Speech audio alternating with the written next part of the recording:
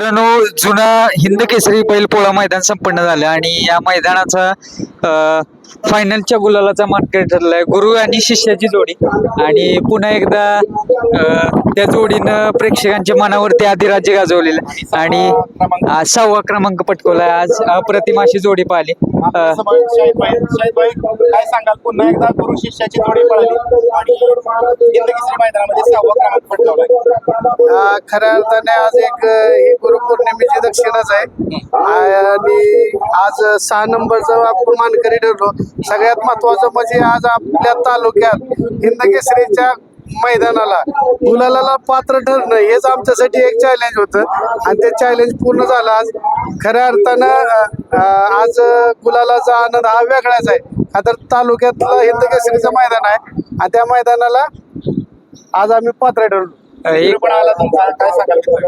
मित्राचं काय मित्र काय दिलदार मनाचा राजा माणूस आहे हो. मित्रांनी दोन्ही टॉपचे बैलगाडा मालक म्हणावं लागेल. अहो टॉपचे बैलगाडा मालक दोन्ही म्हणण्यापेक्षा त्यांचा सचिन आहे आणि साहेब त्यांचाच आहे. त्यामुळं काय असं आम्ही कधी वेगळं म्हणलं नाही. सरजा असं आहे, सचिन हे आम्ही एकमेकाला कधीच असं फरक समजलं नाही. त्याचबरोबर गुरु शिष्याची जोडी पळाली, पण मात्र तुमच्या दावणीला एक सगळ्यांचा गुरूंचा गुरु आहे तिथं बसलाय. काय सांगाल त्याची? त्याच्याबद्दल सांगायला एवढं करेल एवढं कौतुक कमी आहे. आज सोन्या 50-50 आपल्या दावणीला आहे आणि त्या सोन्या 50-50 म्हणजे ह्याच्यात सहवासात सचिन आज म्हणजे वावरतोय. म्हणजे त्याच्यावर मोठं भाग्य आहे. सचिनचं बी मोठं भाग्य आणि आमचं बी मोठं भाग्य. शाहिद भाई, काय काय बदल जाणवत आहेत सचिनच्या पळामध्ये जेव्हापासून सोन्या दावणीला आला?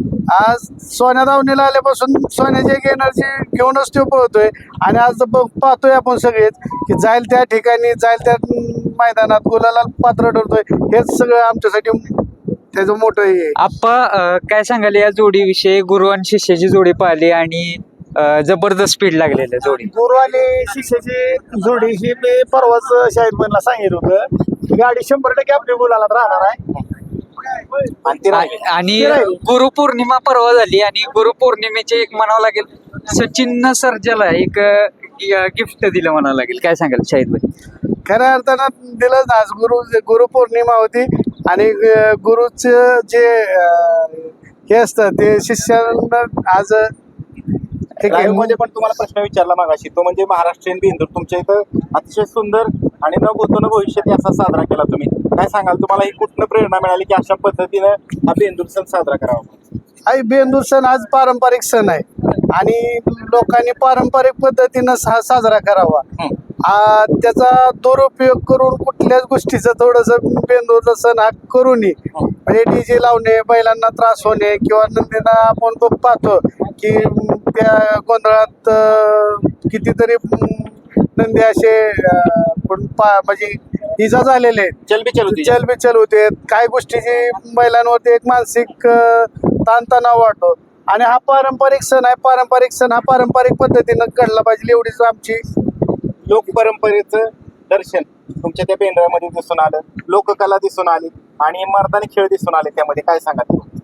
आमच्या डोक्यातच एक होतं की या बेंद्राचं एक असं विशेष पद्धतीनं आपला बैलपोळा झाला पाहिजे आणि जेणेकरून त्याला आपल्या एवढं महाराष्ट्रभर आज सचिन आपलं नाव करतोय तर त्याची बेंदूर ही चांगल्या पद्धतीने आणि आपल्या माता भगिनींनी पण त्याचा बेंद्राचा मिरवणुकीचा आनंद घ्यावा किंवा त्यात सामील व्हावं एवढीच अपेक्षा होती.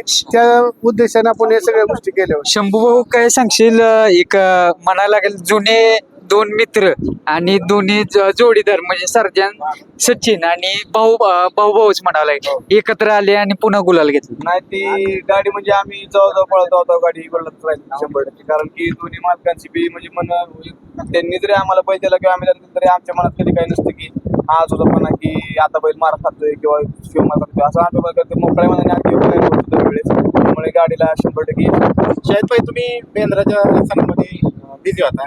तुम्हाला दुसऱ्या दिवशी एक सकाळी व्हिडिओ बघायला मिळाला सर्जाच्या उडीचा. काय सांगाल?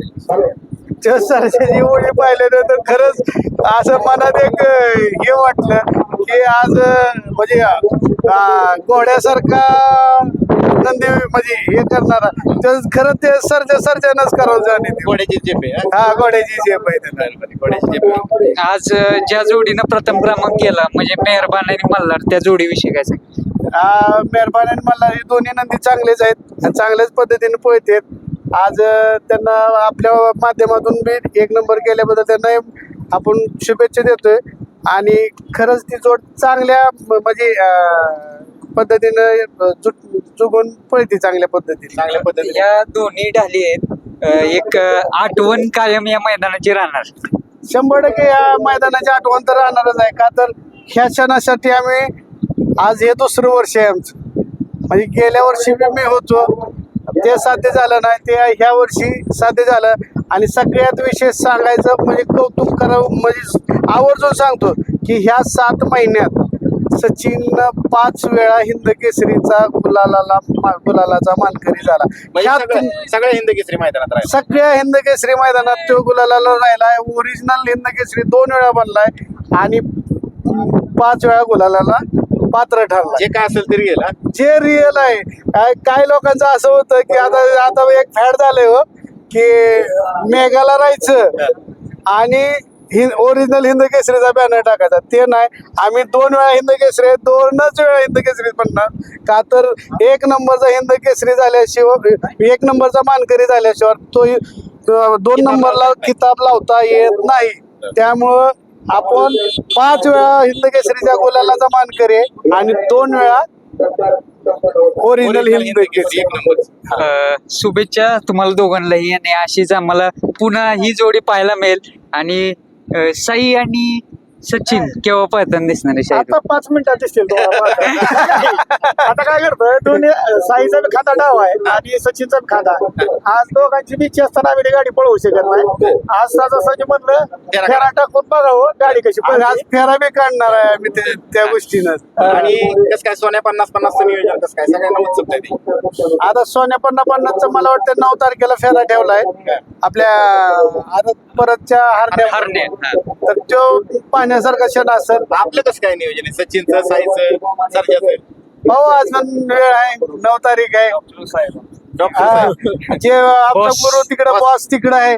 बॉसची जशी आदेश येईल हा. तसं काय असेल ते ठरेल. चालतंय. धन्यवाद तुम्हाला. धन्यवाद. फेऱ्याला पण धन्यवाद. ओके.